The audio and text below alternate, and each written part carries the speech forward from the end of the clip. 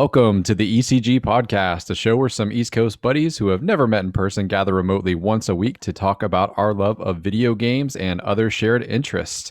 I'm one of your hosts from Jacksonville, Florida, joining you this evening. Alongside me, I've got Mr. Adam Gumbert from Bourbon Country. Hey, what's going on? Lexington, Kentucky, that is, of course. Robbie Bobby Miller from the land of crabs and the Orioles, Baltimore, Maryland. Hey, I'm at a Gamestop midnight release, baby. The good old days. For our audio listeners, Robbie Bobby Miller making good use of the Zoom background feature with a nice, timely background GameStop. Not even fully in the background. There's arguably more Massage Envy than there is GameStop in your background. Sometimes they would give coupons. So, yeah, and the Red Bull girls, the Red Bull. I mean, no. What? Of course, Next. We have from the tip of America's dick, George Arevalo from Miami, Florida. What's up? What's going on, everybody? You've been to Massage Envy. Wouldn't surprise me either way. And last but certainly not least, we have a very special guest, our neighbor from the north, Mr. Jacob McCourt from London, Ontario. Welcome to the show, Jacob. Thanks for joining us. Thank you. I know I guess I'm not like technically East Coast, but like Eastern Standard Time. So honorary good guest. Absolutely. Yeah. That works for us. Welcome to the show. Tell us a little bit about yourself. Yeah. So I'm Jacob McCourt, Canadian. I host two podcasts. The first is called the Left Behind Game Club. It is a video game book club podcast. We've been going for almost 4 years now. And I also host a second show called Cutscenes. It's a video game movie podcast. Our second season launches on February 4th. Make fun, uplifting, informative content. So I'm excited to be here with y'all. Excellent. We hate all of those things. We hate fun. We hate uplifting. Time to go then. And informative. Thanks, guys. I'm obviously kidding. Well, welcome. It's a pleasure to have you on today's show. We're going to be talking about the absolute pandemonium with on Wall Street. Because GameStop is kind of at the GameStop. I'm going to do that probably multiple times this show, so apologies in advance. Is at the forefront of some of that controversy and madness. We're also going to talk a little bit about Microsoft's reported success, both on the hardware and software side. Game Pass averaging 1 million new users a month, which is insane. And then we'll talk a little bit about the movies we're looking forward to in 2021. Time permits, we may also get a little Dungeons and Dragons update from Mr. George Arevalo, who has several weeks under his belt now for his first D&D campaign. So Let's jump right into it. Wall Street going absolutely bonkers this week with, the... What would you call it? I guess Reddit fueled. Oh man, the chaos, the anarchy. Trade-a-thon. Let me give the viewers a little bit of or listeners. Quick disclosure before you do that. None of us are financial experts. Please, dear God, do not base any of your financial. Oh, excuse me. Speak for yourself. I took accounting in college one time. Buy all the stonks, everybody. I have an MBA. Buy stonks. Well, listen to him. Yeah. So just that disclaimer. We're gonna talk all kinds of shit on this show about this situation, but please do not take anything we say as guidance for what you should do in your financial life. Continue, George. Yeah. No, absolutely. Do not take any of my advice. I'm not going to give any, but I will give you a little bit of a background as to what's going on in case you're like, what the fuck is going on with GameStop? What is happening? So, long story short, GameStop, and we could talk a little bit about some of the other struggling companies. GameStop, no surprise, has been a struggling company for some time. Their share price and stocks were not very high, were quite low. However, big Wall Street, big hedge fund capitals, these big giant firms and whatnot make a lot of money off of what's called like short sales, basically gambling that a stock is going to continue to plummet. So almost like they buy a stock, say, I don't know what the numbers were, but let's say at 10 cents a stock, right? And they expect it to drop even further to say 5 cents, or let's say $10 and $5 to make it $10, and they think it's going to drop even more. So they gamble on it dropping further. They're buying it in at 10, and then when it drops, they basically get the stocks sold back to them, but at the lower rate. So they basically, their profits go up. they net they're $5 in that exactly. scenario. Mhm. They're essentially profiting off a company's continued decline, right? So that's what they were doing with GameStop. Well, like to quote the Michael Jordan documentary, some guys on Reddit, well, they took that personally, you know, and these guys, the Wall Street bets, are just a bunch of like average Joes, guys that are like into this stuff, but they're like guys like you and I, maybe middle class, lower class, not Wall Street guys or not these rich people, but they basically wanted to give a big middle finger to these guys and send a message. And what they did is they just all banded together and created a bunch of interest and drove the stock price up. It just, you know, because obviously if you start telling everybody, hey, buy stock in GameStop, keep buying stock in GameStop, the value goes up. So these assholes that bought all this stock at $10, 10 cents, whatever, very, very low, hoping for it to go lower, when that share price suddenly goes up to $300+, they now have to sell it back at that amount. They have to pay that amount. So they went from paying for potentially, these are all examples, by the way, but paying $10 per share and now owing an extra $300 on top of that per share. So much so that one company, I forgot what the name of it, but they basically lost like $3 billion and are on the verge of bankruptcy because of all the money that they're going to have to pay back because of what these people did, right? And then it's even having a bigger impact because then, of course, one other firm, and I can't remember the names. I know it's one of them is Melvin Capital, and I don't know the other one. But basically, this other firm is like, we don't like what you're doing to our homies, and they shelled out like $1 billion to kind of help this other company that just got screwed, trying to just provide some backup to their fellow Wall Street homies. And so what did these Reddit guys do? They drove the price up even further. Basically, they lost their $1 billion, and they lost that too. So they're basically wiped out a hedge fund. They're hurting another company as well. They're continuing to target multiple companies. Like I remember, right. I heard the name BlackBerry, which BlackBerry, I didn't even know was still Nokia, around. yeah, I felt like AMC. Obi-Wan and A New Hope. Like, now that's a name I haven't heard in a long time. Exactly. So what's happening is this is the little guy flexing their power, right, to the 1%. Lots of little guys. A lot of little guys, but coming together and saying like, hey, we can do something about this. Mostly because they took offense to how they were handling that, right? And now they're trying to do the same thing with AMC, Nokia, BlackBerry, other struggling companies. And of course, this is even getting this. Wall Street doesn't like this, because the rich want to protect the rich. It's not about it's cool. They want to stay rich unless it's the regular people getting rich, so they don't like this. And then this is where I'll give my 2 cents. This is not a formal ECG opinion, but now you've got Robinhood, which is this trading app that most regular people use, a very common app, has essentially blocked people from trading any more stock in GameStop and some of these other companies, basically blocking them from continuing to do this and profit. Of course, these average Joes if you get in and get out on time, you made a bunch of money. Dude, imagine buying GameStop. I don't know how low the GameStop stocks were down. But they went all the way up to, I think they went up 2,000%.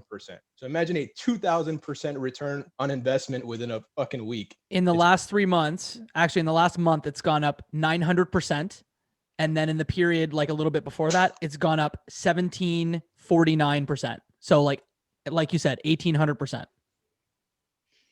And I will say that just in the past half hour, apparently several employees from Robinhood are leaking documents and conversations that Sequoia Capital and the White House pressured them to shut it down.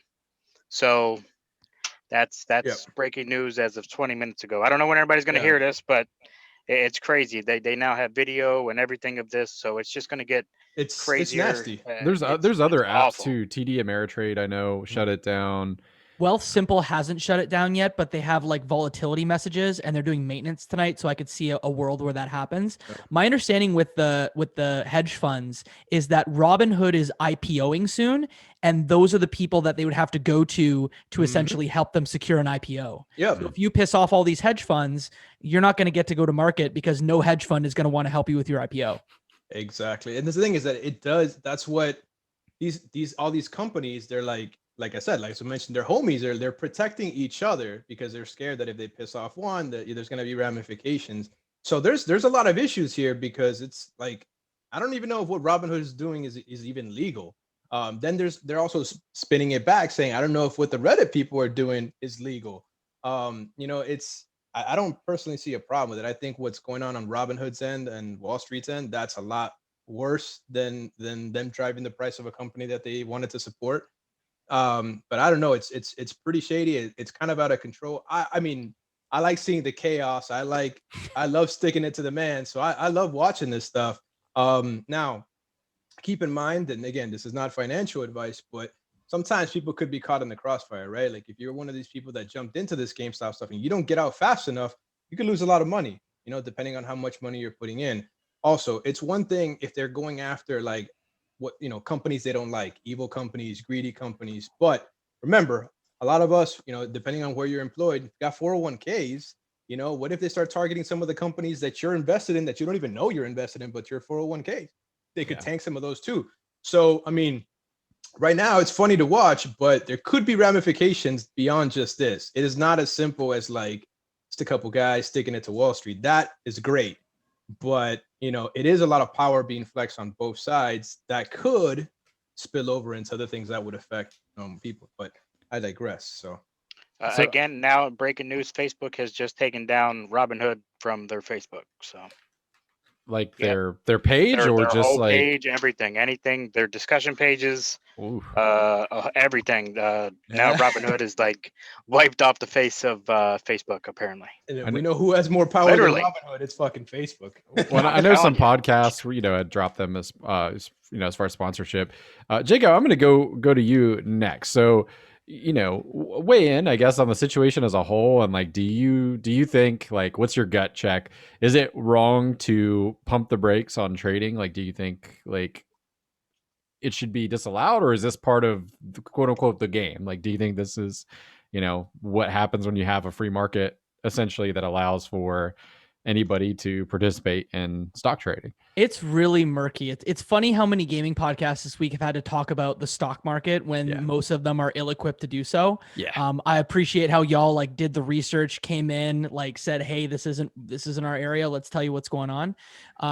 But my understanding is that there are clear rules. And again, I'm a Canadian, so adding another layer to that, that there are clear rules in the SEC that essentially outline the 4 conditions for which stock manipulation can happen. And my understanding is that there is not a clear case of, hey, these Wall Street bets folks on Reddit manipulated this stock. So I guarantee you that we will hear about this for years to come. This will not be easily solved. This is the first big challenge of the Biden administration, which is wild to think that a Reddit page is driving these stocks to go crazy. And this is the first big challenge the Biden administration is going to face. I just think one thing we didn't talk about is like the GameStop employee. Like my first job as a 17-year-old was working at GameStop's Canadian subsidiary, EB Games. And I think of those folks who literally have nothing to do with this, who are just there collecting a paycheck, and they could potentially, again, will they go bankrupt? I don't think so, but like their jobs are at risk and they have nothing to do with this. So a lot of different aspects to this. I am not by any means a finance guy, but it's going to be years before we see this shake out, because from what I've seen, there's no clear case of these guys have manipulated this stock. Yeah, good point. As it pertains to the employees.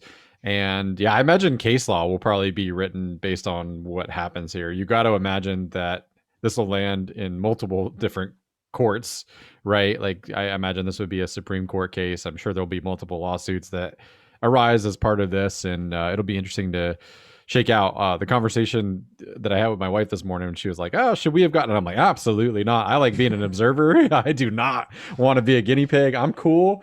Chuckling from the sideline at like, how just absolutely bizarre and out of seemingly nowhere this situation arose, and proof positive that 2021 is not going to be boring. Bobby, since you're live in front of GameStop. Yes, it is pandemonium. Now, are you much of a like trader personality? Do you know a lot about the stock market? Do you care about the stock market? Like, what has this situation meant to you the last couple days? I do and don't. I used to back in the day when E-Trader first came out, and everybody was doing that, but stocks did not move like they do today. But I do know that my wife is an accountant. She has her degree, and she's a partner at her firm. And I can tell you, the first thing that came to my mind was taxes. Like, people don't understand that these gains you get from something like this, you're going to take a huge tax hit to your everyday funds tax time. It's going to be a big negative too. So it's not just a simple, like, you get, because I do believe the GameStop started at $2 a share, and then they skyrocketed up to 3 and almost 400 a share. I do believe. Don't quote me. I'm not a financial analyst. Yeah. But I just see more of a repercussion later for people, which I hope that, like you said, people get out quicker than they should. Like, it's fun to just go in and buy it and be a rebel, but at the same time, people need to realize that it is real money. It's either coming or going. So if you don't know what you're doing, it could hurt you in the back end. So my thing is, I think it's cool that they're it pretty much seems to me that they were taking a stand. Like, hey, look, the hedge fund people do it. This is what they do all the time with their backdoor meetings. And now Reddit's just like, hey, this is, we're gonna, point it out. I mean, I think that's what we're in now, is everybody wants to put everybody's information out there and say, this is the stuff that's been going on forever. Nobody ever does anything about it. The rich get richer, and the rest of us are poor. Yep. Bobby brings up a good point, and this is also like kind of sticking it to them, because hey, Wall Street is in no small part responsible for the things that happened in 2008, and not a single person got in trouble for that. They all got bailed out. Nobody served any prison time or jail sentences for that, and all of us, the people, suffered because of it. So, like Jacob said, there's no precedence for this. This is something that technically could have been done at any point. The fact that it's being done now is crazy, and a lot's going to come from this. But what scares me is, at the end of the day, there's two sides to this, right? And when it comes to cases, case law, court cases, and all this stuff, you've got all the power of Wall Street and all of these people, and then you've got just your average Joes on the other side, So we know who's going to come with a lot more stronger arguments, I guess, better legal teams than the Reddit guys. But it is refreshing to see that. But yeah, I am a little worried about the ramifications for everyday people, the regular people. Jacob, you brought up a good point. The GameStop employees, I didn't even think of that. So I don't know, man. Good point on the tax there. Too solid advice, Bobby. Uncle Sam's going to want his cut, and it's not like the windfall comes without headaches, if you're lucky enough to profit. So that is a good point as well. Taxation is theft. Adam, do you want to add anything to all this kerfluffle? Give me your hot takes, your cold takes, your lukewarm takes. Man, I don't know much about the stonks. Now it's what my thing is. Just, it kind of shows like how the whole system's broke. The fact that dudes on Reddit can just kind of destroy a market like that so easily. But like, yeah, as long as, I don't know, rich people they do what they do. They're rich for a reason. Like I said, I just hope no one gets hurt, and maybe people can figure out a way to make things more even for everybody. I don't know. It all kind of, it's great to see, but then also like, this is going to suck because rich people do not give up their money easy. So let me tell you, this isn't going to go well. But I got to hop out. I had to do a review for Miles Morales. Everyone, it's in the same podcast feed you're listening to now. Jacob, I just want to say thanks for coming on again. Of course. Thank you for having me. Yeah, for sure. And I wish I could talk to you longer, but I got to go record this other thing because we out here hustling harder than GameStop stonks. So I will see you guys later. Take care, buddy. Take it easy. Take it easy, Adam. Bye. So yeah, we'll transition in just a second. I just want to add, like, my initial gut reaction to this story and what very little I could glean in, half hour here, half hour there of casual browsing, I guess, really, like, is, it's all in the game. Like, it's, seems fair to me. Like, does it highlight some major problems in the way that we have our finances structured in this country? Like, sure. But also, like, I think it is kind of what's good for the goose is good for the gander kind of situation. So consequences, sure, I'm sure there'll be a lot of unexpected consequences as a result of this. I do wish the best for everybody involved, except for maybe the hedge fund pieces of shit personally.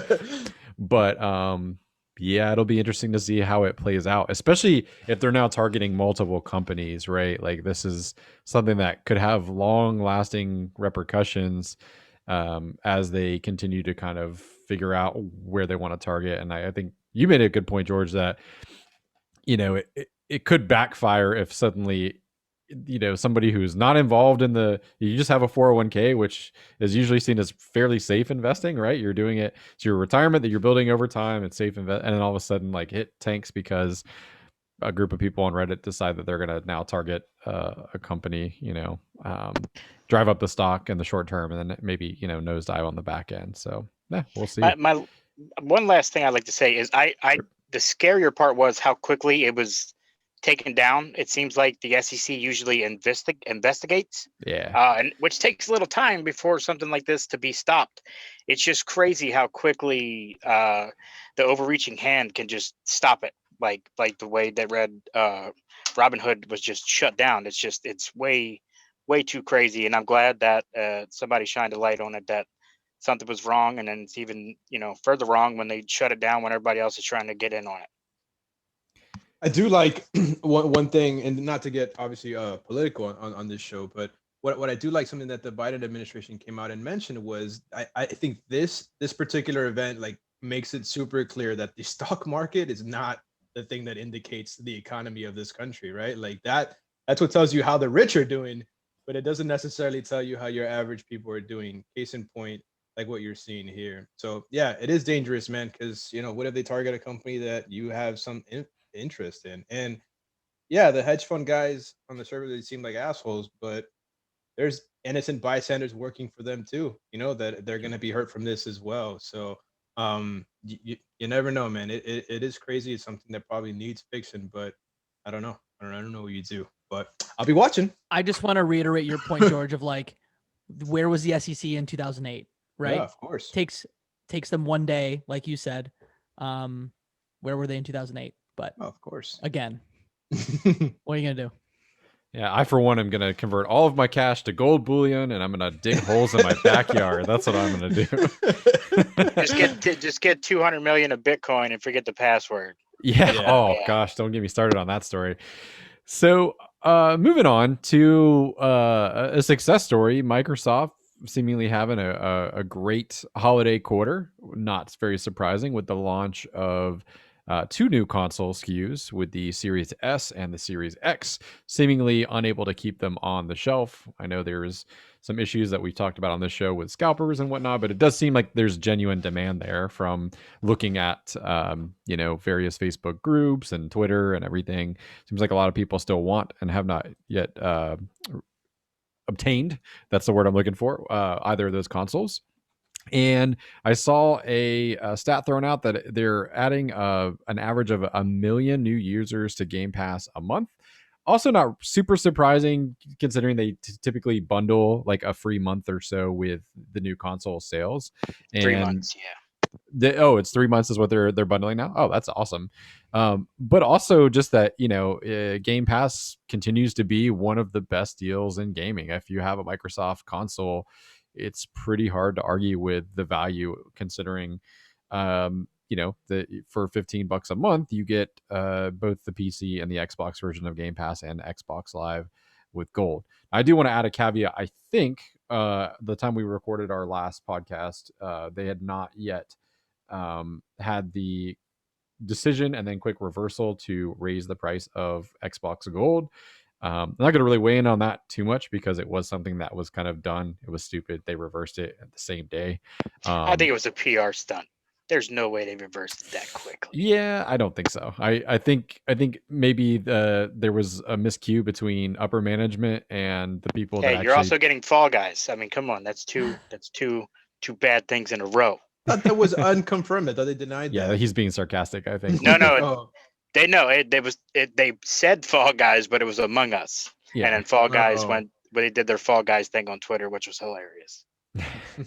So, yeah, good for Microsoft. I hope that the success continues. I think that if they can keep Game Pass a tasty and appealing platform, it can sustain them certainly into the fall when hopefully we get a very well received Halo Infinite. And I wish them all the success. I even last generation where Sony kind of ate their lunch in terms of console exclusives, I still play on my Xbox as my primary console because that's where my friends are, right? Like that's where I've kind of had my home since the original Xbox. I've always been console agnostic, but that's where I play the bulk of my third party games anyway. So yeah, you love to see it. What do you guys think? Are you surprised by the success in the first quarter? What do you think long term this is going to look like? I'll jump in. Am not surprised at all by Microsoft's success. Like they have been pivoting to be a services company for the last 5 years. And I'm sure this is like the first time where Wall Street's going like, oh, speaking of Wall Street again, are going like, wow, this is a huge number of users on this platform. So if you think like 18 million users spending like $15 a month, let's just say that's like $250 million per month. So $3 billion in sales on Xbox Game Pass every year. When you start to think of that number, the $7.5 billion acquisition of like Bethesda ZeniMax starts to make a lot of sense, because even if you're only making 50% on that, sorry, I'm like a math guy. Even if you're only making like, $1.5 billion on Game Pass every year profit, you're still paying off the Bethesda acquisition in like 4 to 5 years. So it makes complete sense. Microsoft has been trying to get here, and I'm sure that they're going to continue down there. We are a service company, not a hardware manufacturer. Our next gen console is going to happen? Maybe. I don't think it matters because they're orienting their business around services. I want to just make one more point about the Xbox Gold thing that happened last week.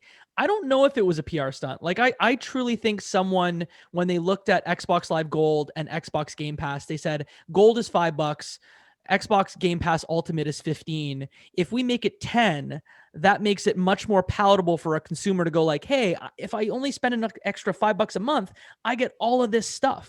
So I honestly think it was like them trying to move more people to Game Pass Ultimate, and it just was a huge failure. I've been in like company situations like that where you put something out and you can adjust things on the fly.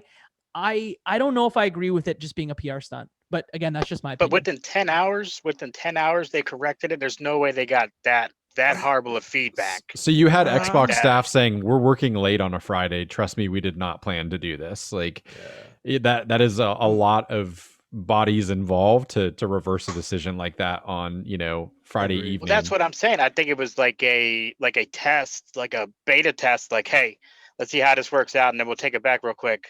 No, well, man, there's no way. Barometer is different than PR stunt. PR stunt says that you knew the reaction was going to be this way and you intended to cause conversation, knowing that you were going to reverse it. It's just conspicuous with this and then the Fall Guys thing back to back. Do you mean because that was from their Xbox Game Pass account, and then this is that we're gonna do an upgrade. Tom Warren on Twitter, you mean? Yeah. I think like honestly, it seemed way too many things back to back. No, let me tell you, I think Microsoft is doing great. Game Pass is by far the best thing out there, but the Gold, that thing seemed like a way too big of a PR thing. I tell you what, the real winner is going to be is whoever gets Ubisoft Plus. To be honest. Well, it's Luna.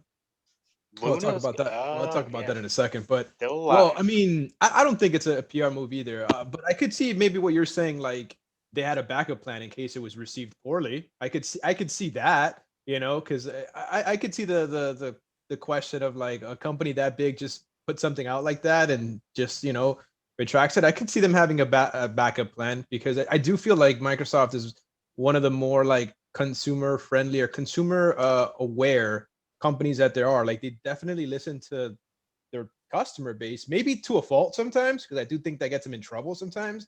So I could see them having had a backup plan, and then when they're like, oh, this didn't go the way we thought, and cool. But I don't think it was intentional to draw up interest.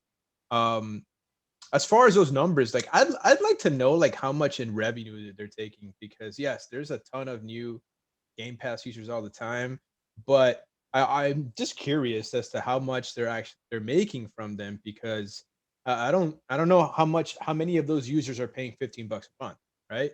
You know, if you're sneaky, not sneaky, but if you're smart about it, like, you know, my Game Pass is costing me like $40 for an entire year. You know, finding good deals, game sharing with a buddy of mine and splitting it, like it's not bad. It's a great deal, especially if you look out for good deals, get them, buy them in, you know, 3-6 month increments and stock up when the price is good. And if you game share with a buddy and split it, like it's a great fucking deal, you know? Um, Not to mention being able to share the games and paying $30 for a brand new game.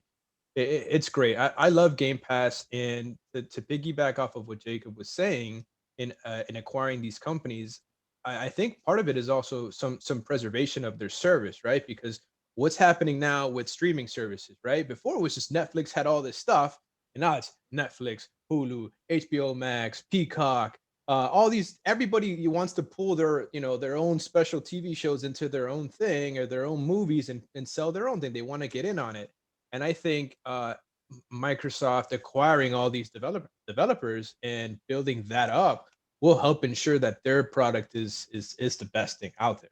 You know, and I think it's wise of them to try to accumulate more of these companies to prevent something like that in the future. You know, and even by partnering with EA Play, you know, kind of instead of trying to go head to head with them, I think it's great for us and obviously great for them. Well.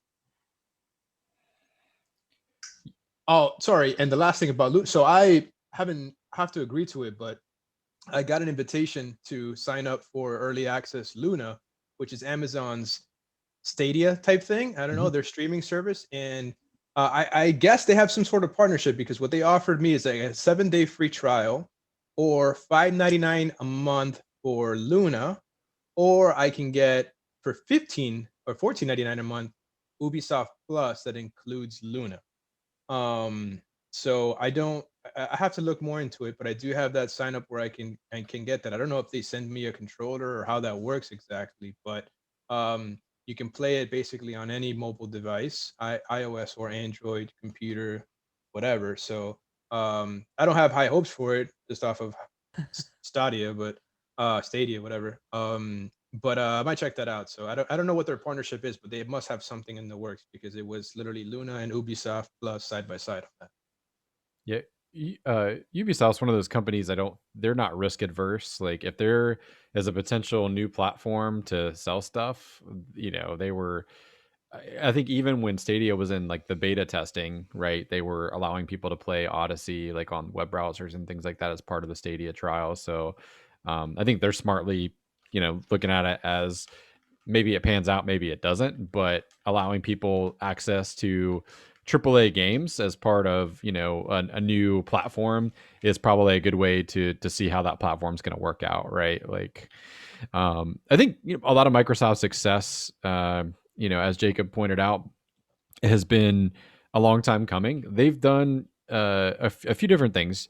They have a very diverse product in Game Pass. You know, Game Pass is not all AAA games. You have wonderful selection of indie games, a wonderful selection of first and third party titles, which is huge.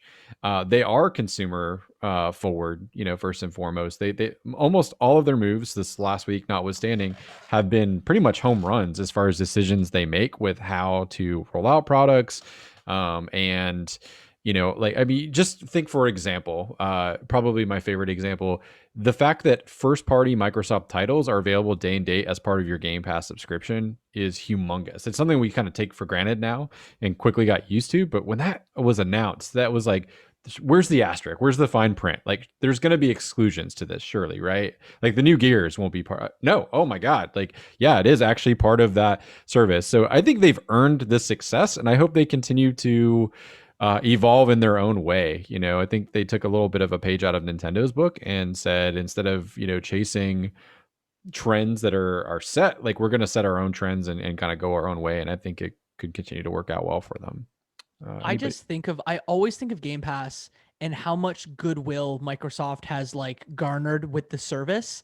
And why would you ever do anything to put that at risk? Like, if I were thinking about Xbox Live Gold, why don't you just discontinue Xbox Live Gold? If you discontinue it, sure, people will complain, but they'll be like, "Oh, it's because like there's Xbox Game Pass Ultimate.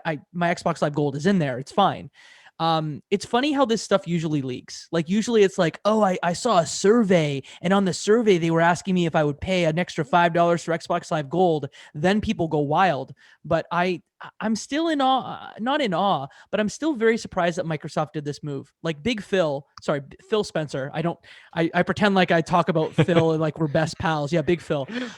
He has not made a single misstep since taking control of Microsoft, and maybe not taking control of Xbox, but like ever since he was elevated to report directly to Satya Nadella, who's the CEO of Microsoft, he has not made a single misstep. This is the only thing that you could probably qualify as a misstep. So in Phil, I trust.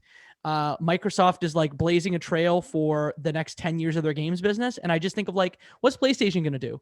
Oh, they're right. They're going to partner with Microsoft on cloud services and really have an offering that many people are either confused by. Is PlayStation now streaming? Is it download? How do I get it? Like they really need to think about their service offering, because they're being left in the dust. And if they don't really think about it like imminently, they're going to lose their ground and not be able to reclaim it.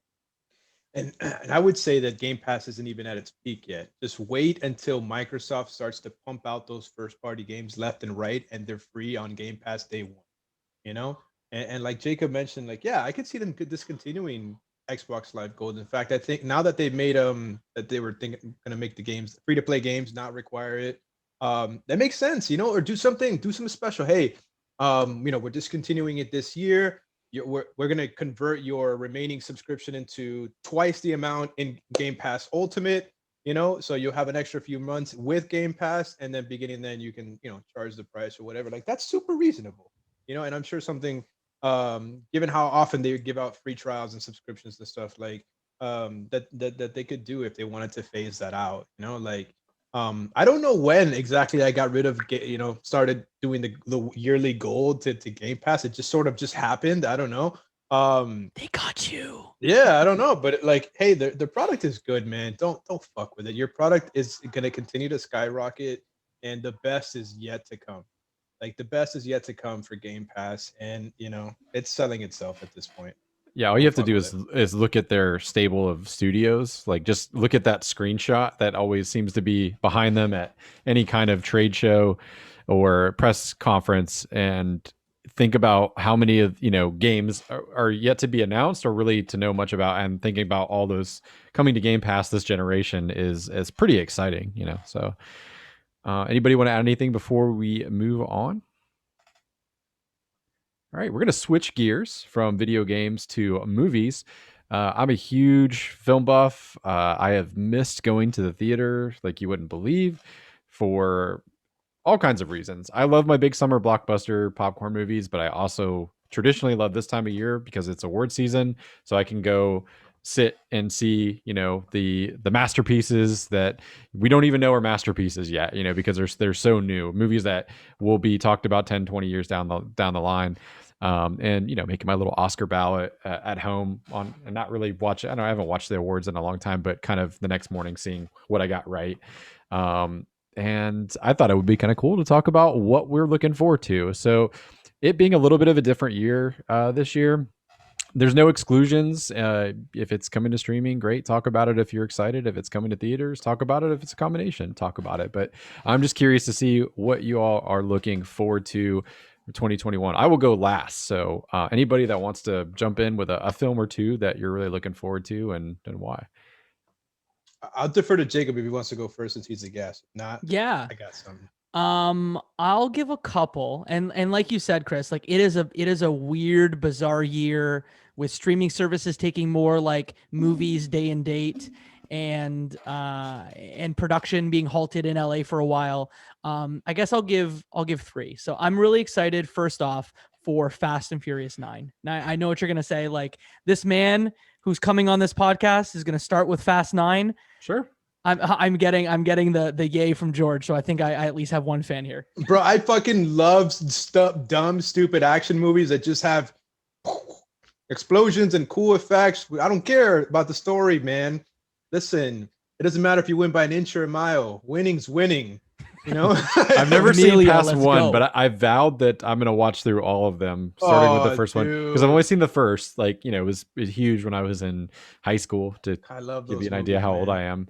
am. But yeah, I am. I have reached the conclusion that I need to watch Dude, you all have the to, man. all the films. They're It's such so a dumb. Not double That's clutching fine. like you I don't should. mind that. Like, as You long as never it had knows, me. You never had me your car. Like, so fucking dumb, but they're great. As long as I the movie am- knows that it's dumb, like, that's always good. But so no Yes. judgment here is what I'm trying to say, Jacob. Oh, You- great. you're- I'm a you're- big you're in a wrestling good- fan. So like I'll even say that here. So like seeing John Cena as the villain is Mhm. probably the thing that I'm most excited to see, because that man has been a good guy his entire life. And so I'm really excited to see him be a bad guy. And spoilers for the trailer, I guess, a Toretto as well. So that's the first thing. The second thing, In the Heights, that is it's John Cho that's at the helm of that one. And obviously like Lin Manuel Miranda's, I think, written that one. And so I'm really excited to see the spectacle that will be after watching Hamilton way too many times. And then I don't know if it's allowed, but like I'm excited for a show too. I just watched Normal People on I guess it's on Hulu in the US and it's on CBC Gem in Canada. It is based on Sally Rooney's book. It's a miniseries. It just tells the story of like normal people, the story of like a couple over like 5 years telling their story. The next TV show from the same production company, same author, called Conversations with Friends is supposed to come out this year.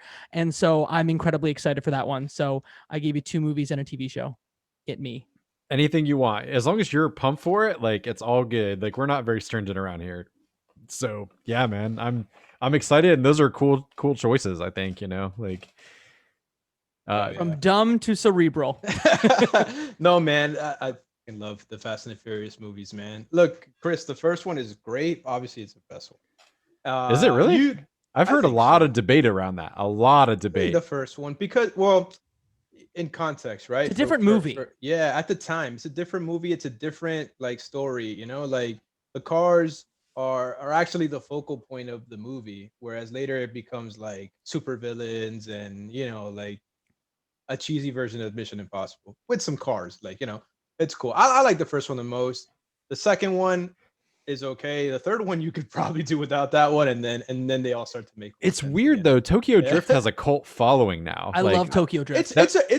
It just does nothing for the series, but then kind of does later on. I know they retcon some stuff. Yeah. So it's like they didn't. It isn't until the fourth one where they realize, okay, now we're gonna get this shit in order here. So the second and third one kind of are all over the place, but dude, they're fun, man. If you go in there with no expectations, you'll enjoy them. You can't be like, I wish I didn't watch that, But Yeah, I just want to have fun. That's my goal. Yeah. Have fun, when I watch them. So I'll go in with an open mind and just ready to have a blast. Like, it's like watching a Jason movie, like a Friday the 13th movie. Like 99% of those movies, like if you were to weigh them against like other like I don't know films, they're garbage. But like it doesn't matter because like I know what I'm in for. I enjoy watching Jason Voorhees just chop people into little bits and have creative kills, and that's all I care about.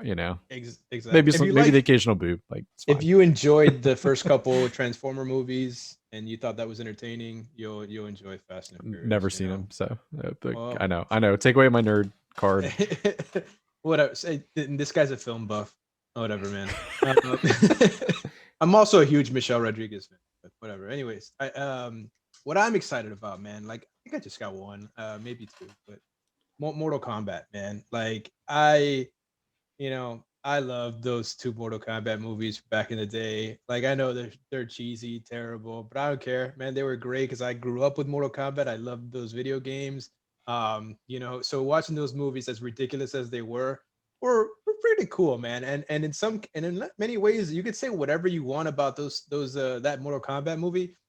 It stayed true to the video game and its lore. I argue all the time that the first Mortal Kombat movie is the best video game movie ever made. Like, hey, it's not that it's a high bar to clear, but like, I Listen, mean, genuinely, it's- like maybe it's true. Detective Pikachu and I have not seen Sonic the Hedgehog is I haven't better. I haven't seen that, but like So I can't speak to that. Like Detective Pikachu, I'm not even a Pokemon guy, and I thought it was a great movie. So like you could argue, but I mean for a while anyway. And I still think Mortal Kombat is a great example of a video game movie done right because it knows what it is and it's like it is faithful, like you said. Like there's a lot of goddamn lore in that first movie. Yes, yes, and that's what I loved about it. So, and it looks like I don't know. It looks like they're going to try to keep that true as much as they can.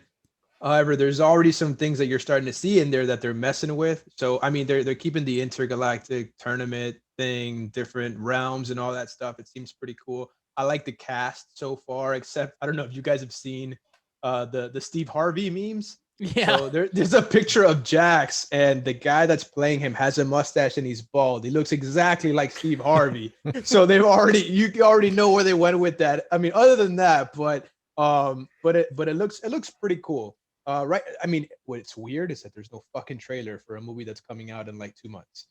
We still don't have a trailer. They showed a couple of footage in the little sizzle reel that HBO Max put out, but we don't have a trailer for a movie that's going to come out in like 2 months, which is kind of concerning. The other thing that stuck out to me was no Johnny Cage. There and one of the characters in there is a Cole Young, who is a brand new character.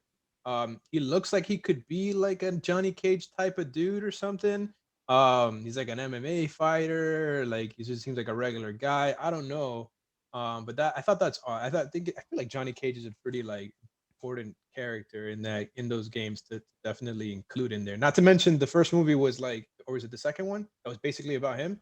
But like wasn't like where he's like he gets wrapped into, I don't know if I'm confusing it with maybe a game or something like So that. the first film, he like Shang Tsung disguises himself as his old sensei, and Right. his like movie career's in the toilet, and that's how he gets him like to come to the tournament because he's like, yeah, if you win this tournament, like people will know that you're not full of shit and you're actually a tough guy, and you Yeah. know, and that's why he does it for fame, basically. But yeah, I feel like he had a prominent role in the movies and obviously in the games. I don't know. I feel like he's kind of a big deal to he's leave an out, OG, but you gotta leave some for the sequel, right? Like you know that there's already a plan. Like everything is yeah, a multiverse, like you know, of movies and TV that's shows fair. and stuff. I mean, So he's certainly not Liu Kang and Sub-Zero and Scorpion or whatever, but There was a yeah. digital series a few years ago. Was there not, that was done on like YouTube or something? maybe that's what I'm confusing it with. But yeah. but I hear that's very good because I watched Mortal Kombat. I heard-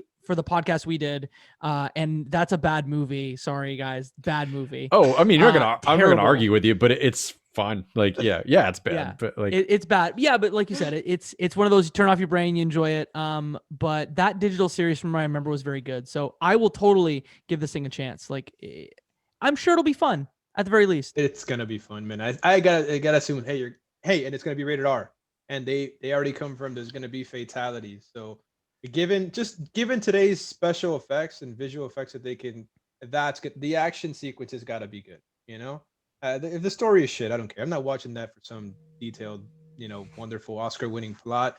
Give me some cool ass fight scenes and some gory fatalities. Make it rated R, and I'm good. But yeah, super excited for that. I'm also a little bit excited for Godzilla versus King Kong. I didn't watch the last Godzilla. It didn't do much for me. I need to get around to watching it.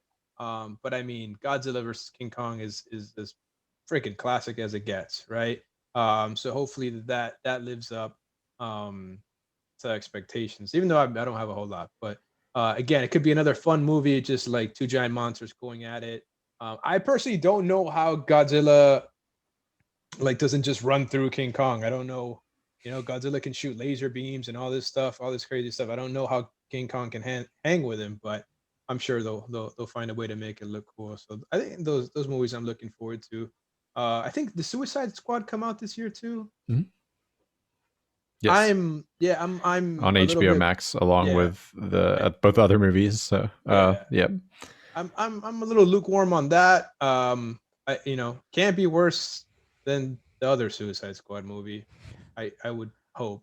It's James Um, Gunn, right? Is he doing the Suicide Squad? It is. Oh. Yes. It is So, James Gunn's 'cause- that's a Guardians of the Galaxy guy, right? Yeah, because he was temporarily fired from Marvel and Disney. Yep. And then they were like, well, it was a long time ago, and he did, back two dump trucks full of money. with Yeah. Guardians. So yeah, I think that's why he worked on the project, kind of in between, jobs at Disney. But yeah, Yeah. So hopefully that ends up being pretty good. But yeah. What about you, Bobby? What are you looking forward to? Everything. I like to go back outside. I got two girls that are driving me nuts. No, Ava Quinn, I love you, but damn, we usually do. We have like one of the oldest drive-in movie theaters around, and we do that. They usually show 3 brand new movies, back to back to back. The girls usually fall asleep in the second one, and the last one's the scary one. And I've been waiting for The Quiet Place 2 for forever. yeah. So that I can't wait to see in a drive-in with my wife, so I can scare the hell out of her the whole car ride home. Turn off the lights and stuff while we're driving. But Don't do that either, listeners. Don't listen to us on financial no, advice. don't do that. I did it. I did that. I did that too once. Her in college, her and her friends were in the car, and I act like the car stalled out on the Pennsylvania back road, and I turned all the lights off, and it is pitch black quiet. All you hear is moos and chirping. Oh man, they all freaked the hell out. It was great. But yeah, don't do that though. Yeah, some people don't like that. Yeah, there were letters written. Okay. So the other one, Free Guy. That's the one with it's not Dane Cook. It's Ryan Reynolds. yes, Ryan Reynolds. It's same difference, but Ryan Reynolds is a lot better. But yeah, he's in a video game where he decides to stop being the guy that gets beat up and killed all day in like Grand Theft Auto type video game, which looks badass. I've been waiting for that forever. And Coming to America, the first one with McDowell's was fantastic. Nobody ever got that joke for the longest time because a lot of people did not see the first one that I grew up with. But it was hysterical. And then the 2 TV shows, I will say, DC Titans season 3. That is the Titans is a phenomenal show. Like DC they do good TV. For some reason, we can't get a movie to save our lives, but we can do some TV shows to stretch it out. And then the last is another scary one, Lock and Key, season 2. I think that should be coming back from Netflix in 2021.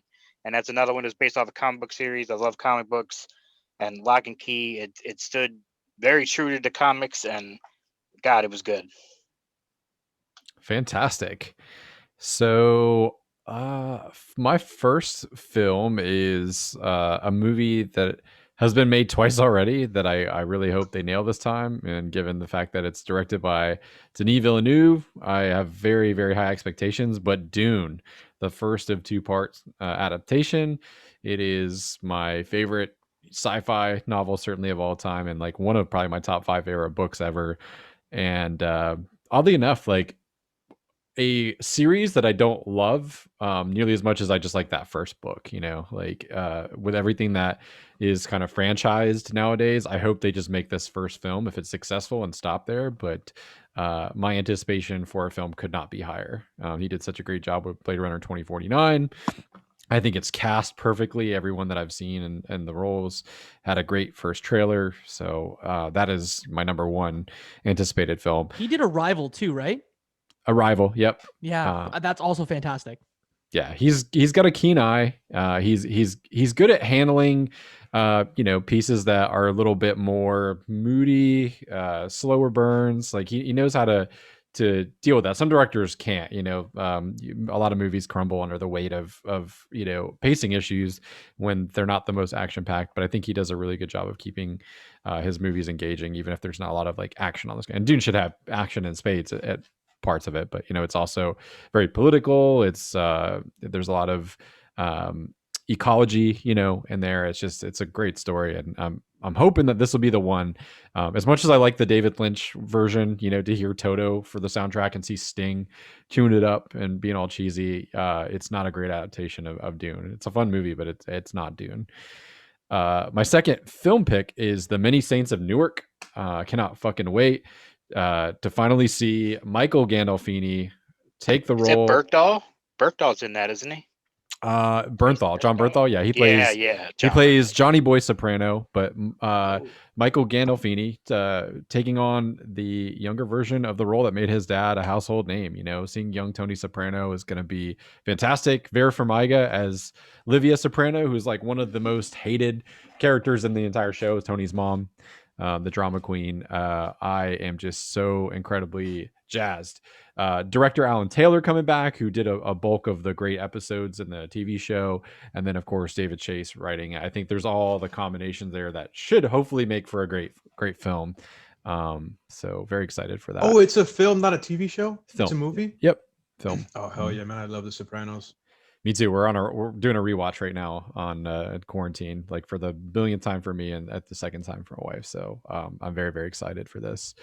Far as TV shows, Succession, you know, a little bit of a delay between season 2 and 3 due to COVID, was my favorite surprise of quarantine. Was just browsing through, and I think it's the best written TV show. I think it's the best acted TV show. Period. The end. I mean, it doesn't get any better than that. It's really, really special, and a great soundtrack too. If you want something a little bit chill, a lot of orchestral stuff and piano, but surprisingly funny and poignant in equal parts. And I cannot wait to see how the cliffhanger is dealt with. There was the season 2, not surprisingly, and on a pretty big cliffhanger. So I'll be interested to see what happens. So yeah, that's what I'm looking forward to. A lot of variety in our list. I like that. You know, I think we covered a lot of ground, and I can't wait to get back in the theaters. But until we can, I'm glad that we have plenty of good stuff to watch.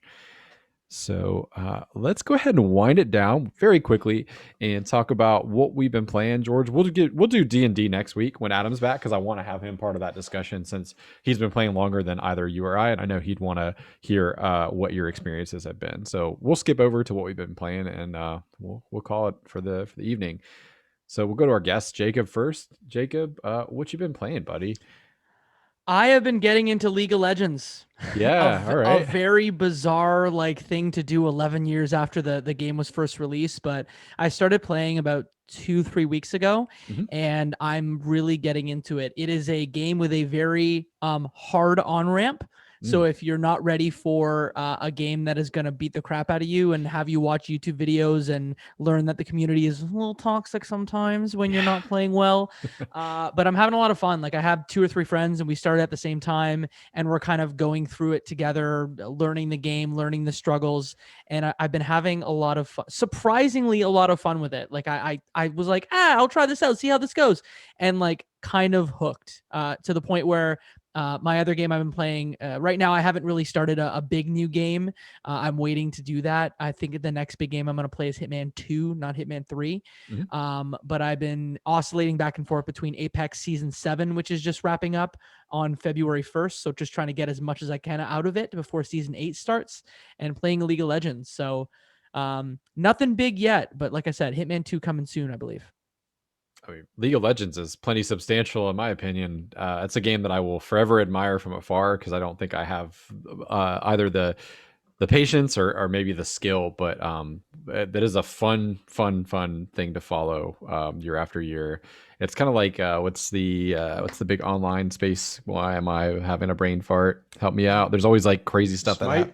that nope. No, Starfield, Starbound. Yeah, no, close. Someone's screaming at us, being like, "It's this, you idiot! I They raised know. so much money on StarCraft? Kickstarter." No. Oh. It's like where people have it's like their second job. EVE Online. EVE Online. Thank you. God damn, it's gonna drive me nuts. Yeah, so another game I'll never touch, but when something big happens, I sit up and take notice, because it's usually something wild, and just how big that community is. So very and cool. they really integrate the esport well. If you on your dashboard, they give you all these things, the dopamine rushes of hit these chests, get these objectives, and they've integrated the esport really well. So if you watch, you learn, and you also get stuff in the game. So that I really appreciated too. Yeah, I need to be better about checking out some esports stuff. I had a blast when Overwatch League first started, watching some of that stuff, because that's something that I understood, so it was easy, it was accessible to me to kind of understand what was going on in a match, and just admiring the how high that skill ceiling actually is from where I sit way down below. You need binoculars to see where I am as far as skill goes, but still really, really cool. Well, very nice, man. George, how about you? Me, yeah, like I haven't gotten into a big game just yet. Like I've played some Cyberpunk here and there, but I just can't I can't lose myself in it. And every time I play it, I just get mad. Not because anything's going on in the game, just because I get mad of everything that's happened outside, like around the game, even though I'm not having a bad experience. But it's just like, I don't know. I feel like I've like if everything has sucked the fun out of that game. That maybe, I don't know. I just haven't gotten through it. Um, I've not really been playing Destiny much. I hopped on to do a trials card. We did go flawless, but it was not fun whatsoever. Yeah, the state of PvP in that game just sucks. It's unfortunate. I don't know. I don't know what the future of that game is going to look like from the PvP aspect. Yeah. But since I built my PC, you know, of course, I spent all this money to build a computer from scratch so I can play a 12-year-old game in Star Wars: The Old Republic MMO. I mean, I was fiending for some Star Wars, like, and the Knights of the Old Republic games. I've already played them; they're old, and there's been so many expansions to this game that I wanted to play through the stories because I did enjoy the story of this MMO, and I never played anything past vanilla. So it's been fun. I've actually been playing that like almost every day with Kat, you know, who's probably even more obsessed with that game. But so that's been pretty cool. I've been thinking about trying League of Legends too because I'm very competitive and it seems like up my alley. And I got into Overwatch really late, so I feel like maybe I could overcome some of that. But I know that game has a big fucking learning curve. It is a little intimidating, but I thought about checking that out because it seems fun. That's really about it as far as what I've been playing. I've been thinking about picking up Hitman 3 and or the 1 and 2 versions that you can get with it, as I've never played any Hitman games, but I'm hearing nothing but great things about number 3. So maybe it's time to hop into that series. I don't know why I never got into it, but I've never played a lick of Hitman. And Bobby, how about you, sir? Hey, I will say one of my biggest PAX East moments ever was League of Legends. Never played it, heard of it ever, and I went there in 2014, and there was a League of Legends tournament, and it felt like it was like a boxing match or UFC. Like people were cheering. I mean, people stayed till like 11 o'clock at night to watch people play it, and they would come back every day and wait in line to sit there and watch. I mean, it was great. It was amazing. But like you said, it's I'm way too late to try that now. But that was pure pandemonium to see video game fans like cheer on something like a sporting event was pretty cool. Um, but as far as what I've been playing, you guys are gonna love these because I've been doing that battleship game. I finally sunk a frickin' ship after 31 tries. Remind our Uh, listeners if they didn't hear last week. So Yes, I'm playing. It's from TrueTrophies.com. They also have it on AchievementHunter.com, I believe it is. Basically, it's Battleship where they select like your easiest to gain trophies from various games. You get to choose some of them actually, and then each trophy you get marks a spot on the battleship, like on the board game. And then I finally hit One Piece, and then I felt good. And then I had to keep trying to go around. But some of those games are hard, man. Like trying to get back in Guacamelee 2. Holy crap! Like no, it was awful, especially on a So PS5 controller. Whew. Bobby, just so that we're clear, just so that our listeners and viewers have a good picture of what's going on, just so that we're clear, just to recap, you've got the PS5, the Xbox Series X, and probably every next gen game that has come out, and I you have are everything playing since Atari 2600. Yes. cool, and you are playing Battleship and Guacamelee 2, well, no. right? So the No, battleship no. is when he Yeah, earns an it's like a achievement, Battleship board game. Yeah, it gives him a shot. So he's it playing puts a mark on the multiple board. games, Yeah. yeah, Oh, to okay, to get okay. achievements to take shots. Like I think it's actually a cool way to experience a lot of very different games very quickly. Like Yeah, it's just a lot of games. It has to be games that you like started or installed, which you guys know is hard as hell for me. And let me tell you, this weekend, guys, one night only, I will be opening Cyberpunk. You can't see it because of my freaking green screen. but I will be open to look at that cellophane, baby. We tease Bobby all the time, Jacob, Still in the about plastic. how many games he still has in plastic. Him and I share that because I could take you over the shelf and half of those games are still in their plastic. So we're brothers in that way. Yes, I love that. Yeah, my wife all the time, she's like, your games are glistening and I can't see the TV. And I'm like, get the hell out of here. That's not the problem. Join the good fight. I made myself a rule about 4 years ago that I would not purchase any new games. Of course, Game Pass shot that all to shit because I don't have to buy anything to start it. But I would not purchase any new games until I finished what I was working on. And what happened was I saved a lot of money on games, and by the time I was like buying something, like say Hitman 3, for example, like I've got my hands full. Like by the time I would usually get around to buying a new game, it was substantially cheaper than what I would have bought it, and I'm still playing it at the same time, right? So good money saving tip. This isn't going to show up. Dan. Yeah, it's not going to show up. The game board, but it's not going to show up. I'll put it in the when I retweet the podcast. I'll put it on there. 9 hits, 19 misses. I can stick it in the video edit for you. So send me a high res photo of your board, and I'll show it. That'd be cool. Perfect. Oh yeah, but the 2 games I have been playing since that. Sorry, you guys are gonna love it. Plants vs Zombies 2, Garden Warfare 2, which is kind of like a Fall Guys. It's so fun with the different characters and stuff. And then I went back to Minecraft, and my wife's mad at me today because I stayed up all day last night and today playing it because it's one the of those OG things where or I get Dungeons. so stuck. No, the OG. Okay. Like I get sucked in because I don't know anything, so I get sucked into building, and I made a rail that went like freaking forever for no reason for now 46 hours. But yeah, other than that, I'm good. This guy Bobby has Valhalla. He's got Ghost of Tsushima. He's got all these games in our Game of the Year discussion. Hey, I still have Death Stranding. Yeah, I feel like that's what my UPS driver's like every week. A new game. Yeah, don't ever play that game.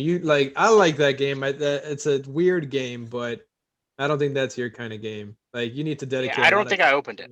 Yeah. I stalled out at like Ghosts. I did 40 hours. You never finished it. You never finished it, Chris? I should probably at some point. I stalled out. Something, it came out in a tricky time of year where it was like I had some time, and then there was like all the stuff that like started coming out in like early spring, and then it just was nonstop, kind of a snowball fight. I didn't dislike it. The gameplay loop, like I quickly got kind of bored with like what it was you were doing. Like I started losing satisfaction pretty quick, and then they pulled the rug out from underneath me, and then they were like, all right, now you can kind of defend yourself. And then I'm like, well, now I got guns and BT guns and stuff. So it kind of reinvigorated me a little bit right before I stopped playing. But as far as what I've been playing now, I'm still slogging through Valhalla. I use the word slog like loosely. It's such a big game, and I'm like close to the end, and I'm a degenerate. I can't help myself. I have to complete the map. I was just gonna power through. Thank you. I am the same way. That's why I stopped that in Immortals. I had to stop them both. So my compromise is like I play it at lunch for an hour, and then I'll give myself a few hours like on the weekend. And then like I'm doing other stuff. Like normally a game like that I would just power through, but like I've got some fatigue. I've got open world fatigue with it. So I started Donut County. I'm almost done with that. I didn't realize how short it was. I would have just powered through if I'd known. Great game. Which is cute, it's cute, it's fun, like it's got a lot of personality. Spirit Fairs would have been playing on the Switch. Somebody recommended an hour at a time. That was the perfect advice. Like when I get to about an hour mark, laying in bed at the end of the night playing that, I'm usually like good on the gameplay loop. But that is also a very lovely game. I finished my Sekiro Gauntlet of Strength, the final boss rush, which was kicking my ass, the most challenging. Of course, go figure, I was testing my stream because I've been having some tech issues that I've solved last night, and I log off defeated. My brother and I are in the party getting ready to watch the newest episode of The Expanse. I'm like, you know what, dude, let me take one more crack at that boss. Now that I'm off stream, I've had a few minutes break, like let me just take one more crack. Sure enough, that's when I finally can beat the boss. Like a 10-minute break and no pressure on stream, and I do it like first try. So I think first try. Well, yeah, in air quotes, like after the break, cold, right? Like I do it cold. Like I've had some time like off and like bashing your head. That's how video games work, though. Like as soon as you stop caring and take a little bit of a break and come back to it, it's like, why was this so hard? But I'm also eyeballing Hitman. Did we confirm last week? Can you like purchase like the You missions have for 2 and 1 like with 3? Like if like I know you have to you buy have to them. buy them. Yeah, you have. So basically, what the way that it works is, if you already own them, cool, you're good. Yeah. On Xbox, on console, on PC, it's a problem. Because Hitman 3 is Epic Games and 1 and 2 were Steam. So they're working on that, but right now you're screwed. On console, if you've owned them, you're good. If you didn't own any of them, you got to buy them, you know. But can buy you them. purchase them in 3? Like can I just like use that No, like I think you need to buy them separately. Like they have they have a definitive pack that has 1 and 2 in it. You do that, and then but you don't want to play them in that. You want to play them in 3 because they'll have the updated graphics and visuals and all the new stuff. Because the game is like levels. It has levels, so it's just that all the levels are there. It's just like buying it. That's what I'm saying. Can I like if I buy 1 and 2, can I just boot up 3 and play them? If you're hey dude, if you're interested in that, I'll fucking play that with you I'll split that with you on the PS5. Yeah, we'll talk off camera. We'll figure it out. But Yeah, I am interested. I got mine at Best Buy. Best Buy has them for $20, 1 and 2. Well, we game share, so that's like if we buy them. I think it's $20 anywhere, right? Like I could have sworn I saw it $20 on the wasn't the first on Xbox Hitman Live a season? Didn't they do like a 4-part season? Yeah, it was like a episodic. 6-part season or something like that they did episodically, and then the second they just dropped. And the second one you might not have heard. I think George, you said like, hey, I don't remember the second one coming out. It was like right in the middle of a bunch of like big releases. I think it came out like right before like Pokemon Let's Go, Eevee, and Pikachu. And then like the week before was crushed by another game. So IO Interactive smartly, one, they published this one independently, so they're getting that bank. They paid off the entire dev like cost of it in a week, which I'm very happy for them on. And then 2, they put it out in January when they're the only game in sight. So I'm really happy that they crushed it because that team deserves it. And they're making a Bond game. Like, come on. Yeah. It's a good fit. Ooh, good and fit I think the Medium comes out next week, right? Yeah, Or and I think you can preload it now on Game Pass. Yeah, the Medium looks pretty trippy too. That's something I might check out if it's not going to scare me too much. What was the one game that got back? Oh, sorry. No, you're good. PlayStation game got pushed back till April. Oh, that was the Space Dog. No, that's not how you something say with that. an R. Yeah, Returnal. It doesn't matter. Returnal. Yeah, Return. It won't be the last game to get delayed or TV I hope show they all movie. delay so they come out good. Yeah, that's I'd all rather we want. delays. People need to take a break. It'll come out when it come out. Hey, but sometimes some games get delayed and still come out, like Cyberpunk. We're not going to go down that road again. But I have one right here. Look how shiny she is. She smells so good. Hey, look. Oh, I didn't show you. Look. It might not really show this. This is the steel case. Oh, shit. Yeah, it's kind of sort of coming through. Nice. I like it. Yeah, it's pretty cool. Steelbook. Cyberpunk says it somewhere. Sorry, I keep cutting in. My No, bad. no, you're totally I brought fine. it down just for this. I was like, yeah, I got to show my cellophane. Show them the game that What's that? What was that yeah. play? Chicago?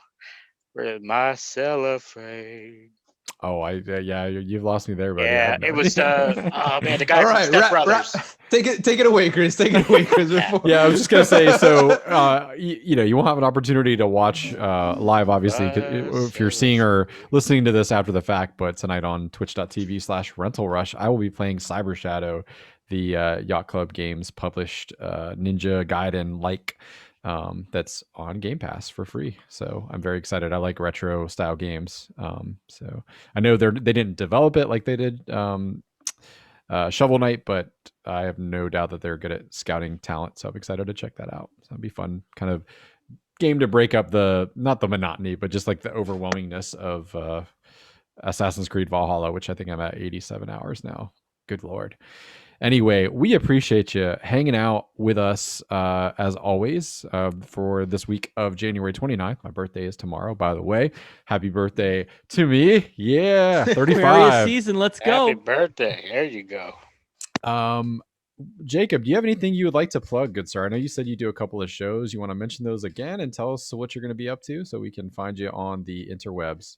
Yeah, so I, work in gaming and esports during the day and then content creator at night. I make 2 podcasts. The first is called the Left Behind Game Club, Video Game Book Club podcast. We have over 100 episodes, some of which we've talked about on the show tonight. Hitman. We've done shows about Death Stranding. We've done tons of shows. So if you like video games, people who talk about them in like a fun, informative, funny way. You can find that at leftbehindgame.club. My second show is called Cutscenes. It's a video game movie podcast. We release those seasonally. Season 1 is out now. We've talked about movies like Mortal Kombat, like Grandma's Boy. Most of them are bad, but some of them are okay. Season 2 launches on February 4th, which is next week. So if you're into video game movies, check us out at cutscenes.ca. You can find me on Twitter and other social media platforms at Jacob McCourt. And thanks, guys, so much for having me. Adam's not here to say thank you to as well, but he was the guy who brought me in. So thanks to you and thanks to Adam. Yeah, it's been our Yeah. pleasure. George, pleasure. anything you want to plug before we go for the... No, man, I got nothing, man. No, thank you, Jacob, for coming on, man. You had a lot of good stuff to say. Hope to see you again. Bobby Miller, last but not least, man, anything you want to plug before we go? Yes, on either Friday or Saturday night, I'm going to do a weekly duos Fortnite with my daughter. We got 3 wins last week, so I got tired of winning, so we took a break. But this weekend, we're going to try to do the same, and you can find me at Bobby Miller on Twitch. Fantastic. Well, I hope everyone has a great weekend. And as always, please give us that like, share, and subscribe if you're so inclined. Till next time, we love you. Bye.